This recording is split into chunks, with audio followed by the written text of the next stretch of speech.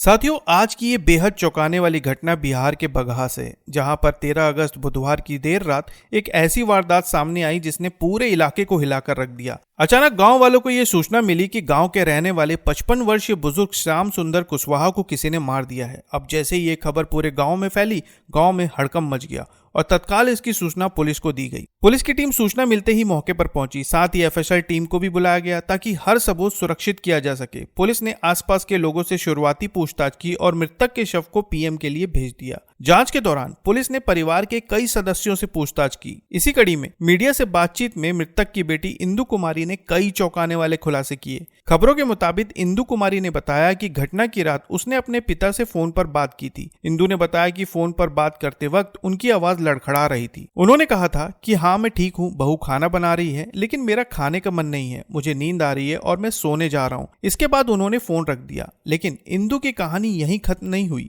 उसने आगे बताया कि उसके पिता को मारने के पीछे किसका हाथ हो सकता है और शायद इसी वजह से पुलिस ने इस मामले में 3 लोगों को गिरफ्तार किया है। इस मामले में मृतक की बेटी इंदु का ये कहना है कि उसके भाई राम लखन की शादी आज से करीब 10 साल पहले महिमा नाम की एक लड़की से हुई थी। शादी के बाद महिमा सिर्फ 2 से 3 महीने तक ससुराल में रही, लेकिन फिर वो अपने पति को लेकर मायके चली गई। वहीं रहते हुए महिमा के 2 बच्चे हुए, एक बेटा और एक बेटी। इंदु के मुताबिक महिमा ने कभी बच्चों को ससुराल नहीं भेजा, लेकिन जब 2022 में उसके भाई की तबीयत बिगड़ने लगी तब इंदु अपने भाई से मिलने के लिए मायके गई थी, लेकिन वहां पर महिमा ने बच्चों से मिलने नहीं दिया। बाद में पता चला कि उसके भाई की तबीयत लगातार बिगड़ने लगी है, जिसके बाद महिमा अपने पति को झाड़ फूंक करवाने के लिए एक जगह लेकर गई थी, लेकिन वहां उसकी मुलाकात दिलशाद नाम के एक व्यक्ति से हुई। मुलाकात के बाद महिमा और दिलशाद दोनों में लगातार बातचीत शुरू हुई और फिर धीरे धीरे ये रिश्ता नाजायज संबंधों में बदल गया। हालांकि उस वक्त महिमा का पति जिंदा था, इसलिए दोनों ज्यादा मिल नहीं पाते थे। लेकिन फिर 2023 में जब राम लखन की मौत हुई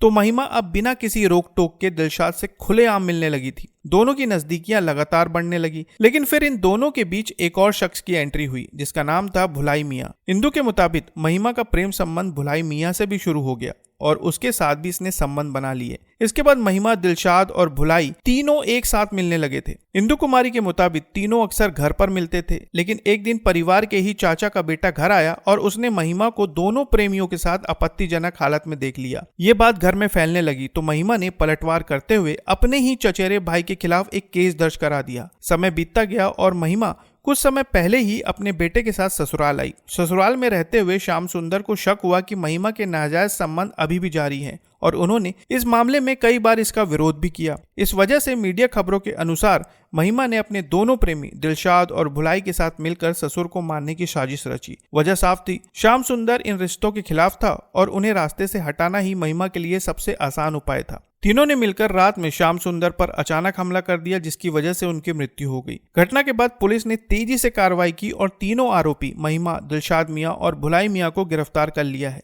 इनके पास से एक कट्टा भी बरामद किया गया है। फिलहाल इस मामले में पुलिस जांच में जुटी है और जांच के बाद ही साफ हो पाएगा कि आखिर इन्होंने कब, कैसे और क्यों श्याम सुंदर को मारा। ये पूरी घटना है रिश्तों के टूटने की, विश्वास के चकनाचूर होने की और इंसानियत की आखिरी हद पार करने की। इस पूरे मामले पर आप क्या कहना चाहेंगे, कमेंट बॉक्स में जरूर बताएं और नई खबरों के लिए चैनल को सब्सक्राइब करना ना भूलें। फिर मिलते हैं साथियों एक नई खबर के साथ, तब तक के लिए आपका बहुत बहुत धन्यवाद।